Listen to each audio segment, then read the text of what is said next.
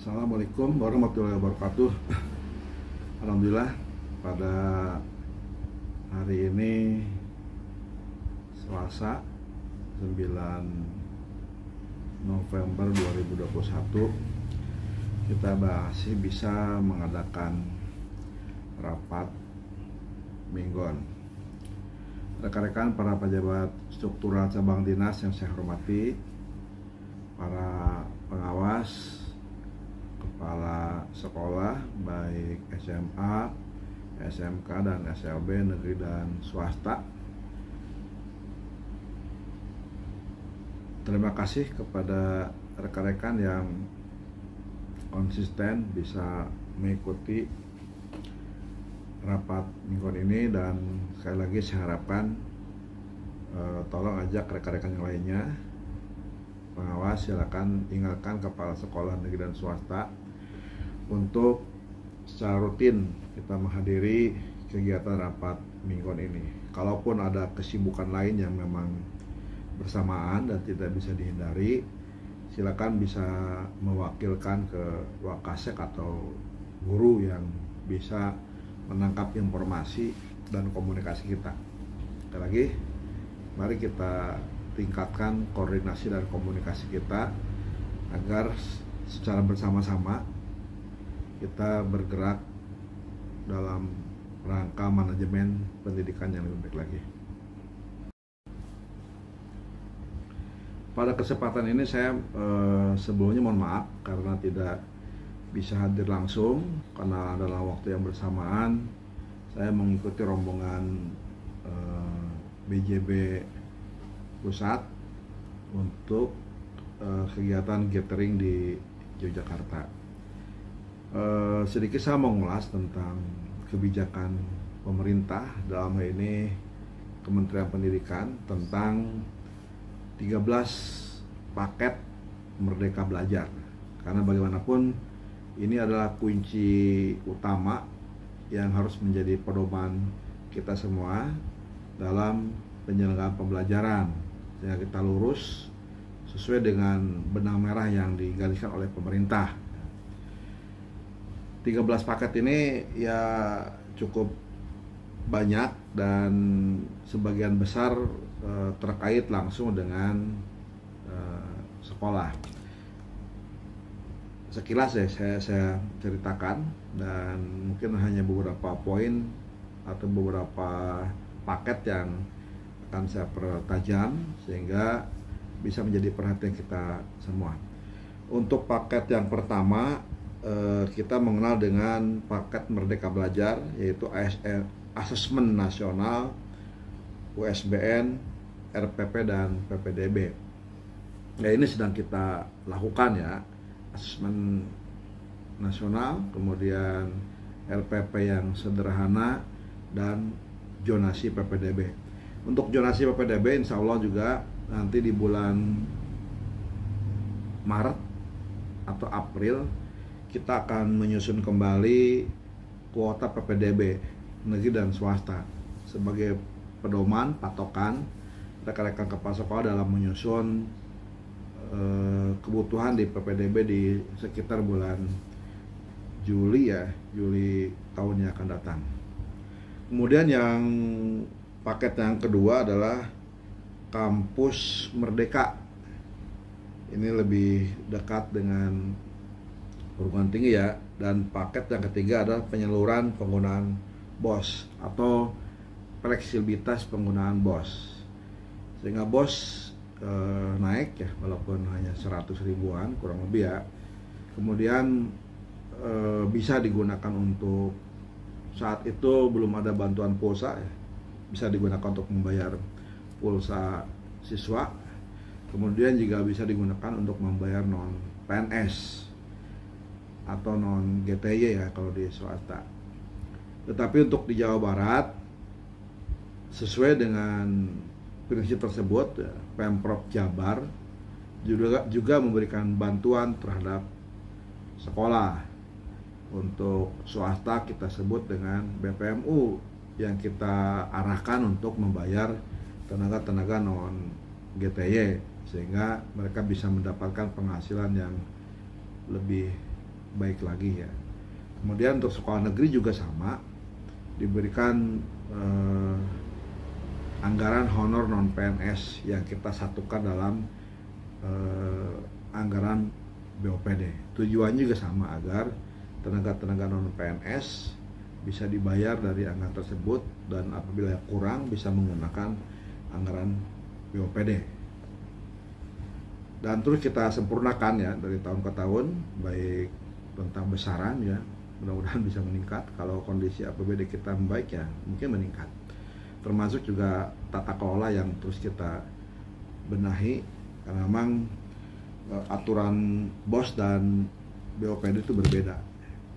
BOPD BPM itu mengacu ke Permendagri ya, karena itu bersumber dari DAU. Sementara BOS itu diatur oleh Permendikbud karena bersumber dari anggaran Kemendikbud. Hingga dua sumber ini konsekuensinya adalah menggunakan aturan yang tata kelola yang berbeda ya. Dan itu mohon dimaklumi, memang faktanya seperti itu. Kecuali suatu saat pemerintah pusat menyatukan tata kelola di semua kementerian, baik Kementerian Pendidikan, Kementerian Dalam Negeri, dan semua kementerian ya. Ternyata kan sampai hari ini seperti itu. Setiap kementerian ada yang spesifik dan ada yang umum. Yang berikutnya, paket yang keempat adalah program organisasi penggerak. Ditujukan agar kita bersama-sama bergotong royong lah, berkolaborasi, menggerakkan organisasi ya, agar penyelenggaraan pembangunan di bidang pendidikan ini berjalan dengan baik. Karena faktanya pemerintah tidak sanggup berjalan sendiri. Pemerintah masih memerlukan dukungan masyarakat dan organisasi-organisasi lainnya. Dan kita di KCD 4 kita sudah memiliki PBG, Pusat Belajar Guru, yang memang direncanakan tahun ini sebagai organisasi penggerak ya, tetapi belum bisa kita ajukan karena memang ada beberapa persyaratan yang memang belum bisa dipenuhi. Tetapi prinsip pola kerjanya sudah mengacu kepada tujuan tadi ya, kolaborasi, bekerja sama dalam penyelenggaraan pendidikan sesuai dengan bidang atau sasarannya. Kalau PBG sasarannya adalah peningkatan kompetensi guru dari guru, oleh guru, untuk guru, sehingga kita akan terus mengarahkan tetap berbasis MGMP, karena bagaimanapun peningkatan kompetensi guru harus berbasis MGMP, sehingga PBG kita kolaborasikan dengan kegiatan MGMP. Yang berikutnya adalah guru penggerak ya. Guru penggerak ini menjadi sangat luar biasa karena dengan adanya program guru penggerak, maka mulai tahun depan sudah tidak ada lagi seleksi BCKS, bakal calon kepala sekolah. Sehingga calon kepala sekolah ke depan akan diambil dari guru penggerak. Sehingga tolong rekan-rekan sekolah negeri ya doronglah guru-guru kita yang ada di sekolah penggerak untuk bisa betul-betul memanfaatkan momen itu. Dan hari ini kita punya BCKS yang cukup banyak, dan diharapkan mereka bisa maksimal kita tempatkan di tempat kita ya, tidak jauh-jauh dari wilayah kita. Itu yang kita harapkan. Tetapi semua itu tergantung dari mereka sendiri dan kita semua. Mereka harus menunjukkan kinerja yang baik, perilaku yang baik, sehingga dalam peer review yang dibubuhkan oleh rekan-rekan kita juga dinilai baik. Tetapi ya mau bantu kepada rekan-rekan kepala sekolah yang negeri ya, agar rekan-rekan BCKS yang dari wilayah kita betul-betul berkinerja baik dan diberikan penilaian yang baik, supaya memudahkan kami agar penempatan mereka tidak terlalu jauh lah, tetap berada di wilayah kita ya. Kemudian yang berikutnya adalah Merdeka Belajar yang ke-6 ya, paket ke-6. Ini transformasi dana pemerintah untuk perguruan tinggi. Kemudian yang ke-7 program sekolah penggerak. Nah, ini yang sedang berjalan, hanya memang belum seluruh wilayah ya, belum seluruh kabupaten, karena masih tahap terus dievaluasi. Untuk sekolah penggerak ini kan di kita baru di Kabupaten Karawang. Itu pun nggak banyak ya, udah kita tawarkan beberapa kali ya, ternyata yang daftar sudah bisa dihitung jari lah, hanya beberapa sekolah. Sehingga yang beberapa sekolah nanti Ibu kasih pengawasan, Ibu kasih pelayanan ya, lakukan pembinaan khusus. Yang lagi saya udah beberapa kali meminta buat grupnya, undang semua stakeholder yang berkaitan itu, mulai dari semacam pendamping ya, atau fasilitator dan penanggung jawab dari kementerian, sehingga kita bisa terus mengevaluasi apa yang kurang, apa yang lebih, dan bagaimana tindak lanjut berikutnya, karena banyak sekali hal-hal yang harus dibenahi terkait dengan program guru sekolah penggerak. Belum lagi paket yang berikutnya tentang program SMK Pusat Keunggulan ya, paket yang ke-8. Ini dua paket ini mirip, beda jenjang. Kalau sekolah penggerak untuk SMA, sekolah PK untuk SMK. Insya Allah ini untuk yang SMK sih sudah relatif lebih mapan, karena sudah diawali dengan program-program sebelumnya yang sudah duluan, mulai dari COE, kemudian sebelumnya lagi revitalisasi, sehingga dari tahap ke tahap terjadi penyempurnaan. Yang jelas beberapa hal yang menjadi poin penting di SMA penggerak ya, sekolah penggerak dan SMK Pusat Keunggulan. Yang pertama adalah dilibatkannya perguruan tinggi sebagai pendamping ya. Bahkan untuk SMK juga IDUKA menjadi pokok penting ya. Bagaimana bisa MOU terkait dengan bukan hanya prakerja, tetapi magang gurunya, kemudian teaching factory dan kelas industri. Termasuk di dalamnya juga untuk SMK PK ya, kita harapkan sekolah imbas ya, nanti akan kita bahas sendiri ya. Sekarang saya akan memfokuskan kepada program membangun desa sebagai bagian dari SMK PK. Saya sih berharap per kabupaten diadakan launching ya, program SMK membangun desa. Silakan dipersiapkan, Bu kasih pengawasan agar semua SMK PK itu sudah punya desa-desa yang menjadi sasaran SMK atau SMK dengan program membangun desa. Silakan di data desa mana, kemudian programnya apa, kemudian bentuknya apa. Tolong itu di data, dan kita harapkan itu kita launching ya. Karena kan kenapa harus launching ya, kita harapkan juga ada dukungan taktis ya dari pemerintah kabupaten, karena di salah satu poin yang diharapkan dari SMK PK adalah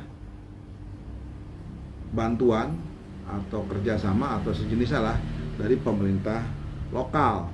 Dan sampai hari ini saya lihat kita belum nyampe ke situ. Tetapi dengan kita launching program membangun desa, insya Allah ini menjadi poin awal, pintu gerbang. Kita banyak berkomunikasi dengan pemerintah kabupaten ya. Yang berikutnya, Merdeka Belajar yang paket yang ke-9. Yang ke-9 yaitu KIP kuliah. Yang dulu bantuan-bantuan itu disalurkan dalam model yang berbeda. Dulu tuh namanya bidik misi ya. Sekarang disatukan dalam bentuk KIP. Dan besaran cukup luar biasa, bisa mencapai 12 juta ya per semester. Sehingga adik-adik kita, anak-anak kita di sekolah yang masuk kelompok ekonomi tidak mampu tetapi punya kemampuan, keunggulan akademis, layak untuk kuliah baik di negeri maupun di swasta, itu berhak mendapatkan KIP. Dan tahun kemarin 2021 kita sudah mencoba menggagas, sehingga alhamdulillah ada sekitar 300-an lah lulusan dari SMA SMK di wilayah kita yang kita sengajakan ya, programkan dalam bentuk KIP ya. di Purwakarta, di STI Wikara. Kebetulan STI Wikara yang menawarkan kepada kita. Alhamdulillah seluruhnya gratis, kurang lebih 300 orang. Bahkan di dalamnya juga mendapatkan biaya hidup kalau nggak salah 900.000 ya per bulan ya. Dan itu saya kira cukup besar ya. Sehingga untuk bisa kuliah dengan ekonomi tidak mampu bukan suatu masalah selama ada semangat, ada kemauan. Memang itu salah satu masalah yang dihadapi oleh sekolah. SMA seharusnya kan kuliah. Kalau rekan-rekan membaca Undang-Undang Sikdiknas sudah jelas ya bahwa SMA itu untuk kuliah dan SMK untuk kerja mandiri maupun bekerja sebagai karyawan.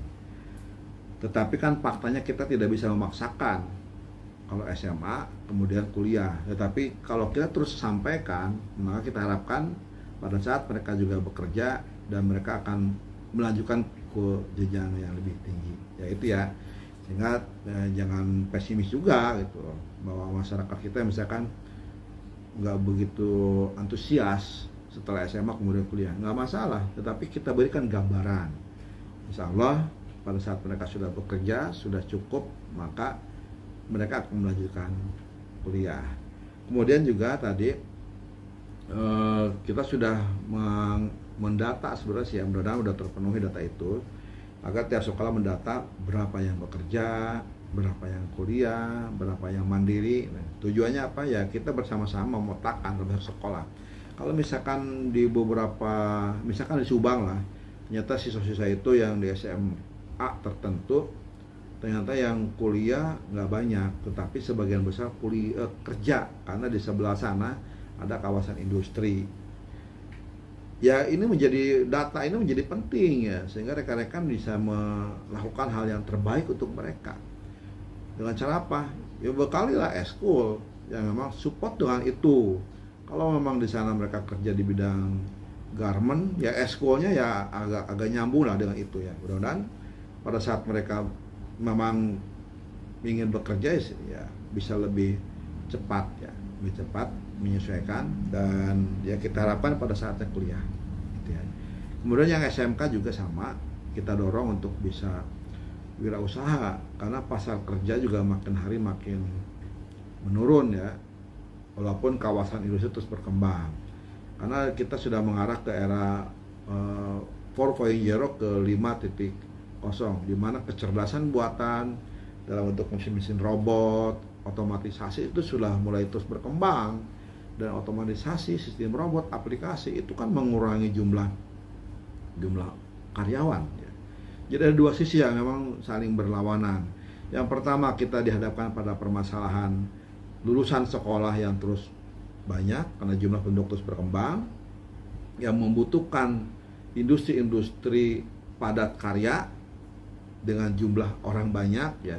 Tetapi di sisi lain, industri sedang berkembang ke teknologi digital, kecerdasan buatan yang terus menyebabkan jumlah karyawan berkurang. Bisa jadi dalam 1 hektar hanya butuh 5-10 orang, yang dulu bisa ratusan, ada yang ribuan, sekarang hanya beberapa orang cukup, karena menggaji karyawan lebih mahal ketimbang membeli robot. Robot dikasih oli selesai, karyawan kan UMR terus naik, kemudian tuntutan terus berkembang, apalagi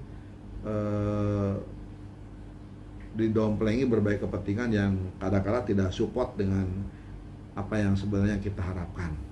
Tapi ini fakta ya, artinya bahwa kompetensi kita harus betul-betul ditingkatkan ya. Yang SMK ya, kalau di luaran sudah dibutuhkan kemampuan AutoCAD ya, aplikasi-aplikasi AutoCAD ya, itulah yang disampaikan ya. Nggak cukup sekarang SMK itu hanya belajar tentang Office, tentang Excel, Word, PowerPoint, nggak cukup ya, tapi juga aplikasi-aplikasi dasar yang menjadi bahan untuk dikembangkan di berbagai perusahaan. AutoCAD ya itu yang digunakan. Itu ya. Kemudian paket yang berikutnya tadi baru apa ya? KIP kuliah ya. Perluasan program beasiswa LPDP, Lembaga Penyelenggara Pendidikan ya. Yang dulu hanya untuk bidang terus, kan untuk semua. Untuk guru, siswa dan sebagainya. Tapi ya saya lihat kita belum banyak mengakses ini, tapi insya Allah nanti kita akan mengundang para narasumber, kita akan meminta penjelasan tentang beasiswa ini, karena kita harapkan banyak guru-guru kita yang coba kita berangkatkan untuk melanjutkan pendidikan ke jenjang yang lebih tinggi dari biaya beasiswa. Kemudian paket yang ke-11 yaitu kampus Merdeka Vokasi, dan paket yang ke-12 sekolah aman berbelanja dengan Siplah. Nah, ini yang temuan terakhir dari auditor yang beberapa minggu yang lalu kita didatangi oleh Irjen dan Inspektorat.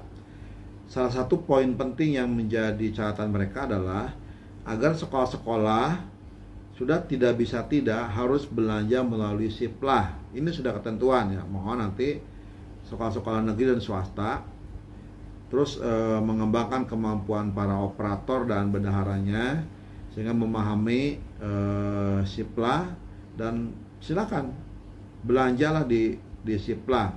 Jauh lebih aman, jauh lebih mudah dalam membuat pelaporan dan pertanggungjawaban.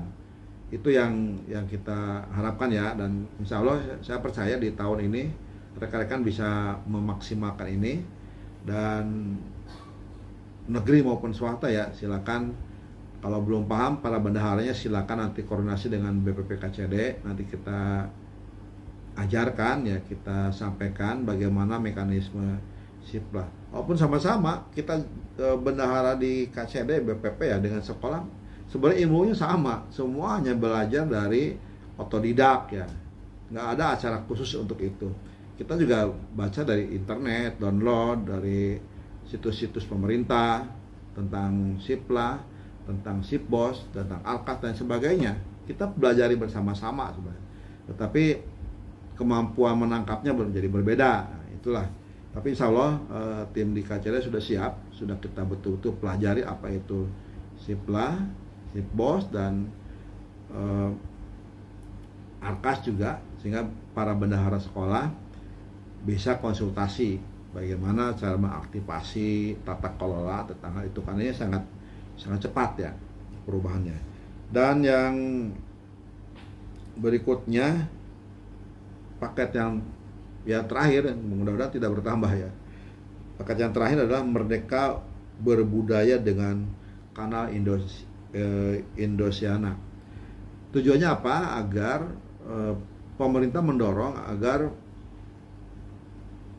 kebijakan lokal atau nilai-nilai kearifan budaya lokal ini menjadi poin penting dalam penguatan pendidikan karakter. Di kita sudah diupayakan ya, karena kebijakan Pemprov maupun KCD secara teknis juga tetap kita mengacu ke sana. Kita harapkan sekolah juga sama. Mulai dari Jabar Masagi, kemudian di KCD kita meluncing lagu Jabar Juara ya. Kemudian yang sedang berjalan sekarang adalah film pendek tentang patriotisme, kebangsaan, dan dalam rangka Hari Guru ya. Hal itu yang kita lakukan dalam rangka tadi ya, agar sumber-sumber pembelajaran, materi-materi pembelajaran yang berbasis nilai-nilai lokal ini makin banyak dan menjamur, memenuhi ruang-ruang publik yang ada di medsos, yang ada di handphone, sehingga anak-anak didik kita tidak disuguhi saja tentang tindakan-tindakan yang kadang-kala tidak support dengan program pendidikan kita. Itu kemudian kaitan dengan hal tersebut juga kita dapat surat dari Kemeninfo ya, Kementerian Informasi dan Komunikasi, tentang pembelajaran berbasis digital. Direncanakan untuk SMA tanggal 15 dan SMK tanggal 18 jam 10. Nanti diharapkan rekan-rekan sekolah mulai mengeset jam 10 tanggal 15 untuk SMA dan jam 9 tanggal 15 untuk SMA dan jam 9 tanggal 18 untuk SMK di bulan November ini. Tolong di jam-jam itu sampai dengan jam 12 diset ya, agar kegiatan pembelajaran diatur ulang. Kita akan mengadakan semacam materi ceramah umum atau kuliah umum ya dari beberapa pemateri, termasuk di dalaman saya tentang kesadaran digital, mulai dari etika, budaya dan lain sebagainya. Silakan nanti tiap-tiap sekolah mulai harus mempersiapkan apabila tidak ada hal-hal yang sangat krusial, sangat khusus ya, dan memang bisa diatur sedemikian rupa. Jam 9 tanggal 15 untuk SMA dan tanggal 18 untuk SMK di bulan November. Silakan jam 9 sampai dengan jam 12 kurang lebih itu dialokasikan waktu untuk ceramah umum dan diskusi panel tentang kesadaran digital. Sementara itu yang bisa saya sampaikan, sekali lagi mudah-mudahan kita terus berupaya mencari solusi yang terbaik, melakukan upaya terbaik dengan kolaborasi dan inovasi agar pengolahan pembelajaran dan penyelenggaraan pembelajaran di sekolah bisa terus membaik dan menunjukkan kinerja yang baik dan bagus, khususnya di wilayah cabang dinas di cabang dinas wilayah 4 Jawa Barat ini. Sekali lagi terima kasih, kurang lebih saya mohon maaf, dan saya izin melanjutkan perjalanan ke Jogja, dan mudah-mudahan sedikit ataupun banyak yang kita lakukan itu menjadi bagian dari pahala kita dan menjadi upaya terbaik kita dalam mewujudkan Jabar juara. Terima kasih. Wassalamualaikum warahmatullahi wabarakatuh.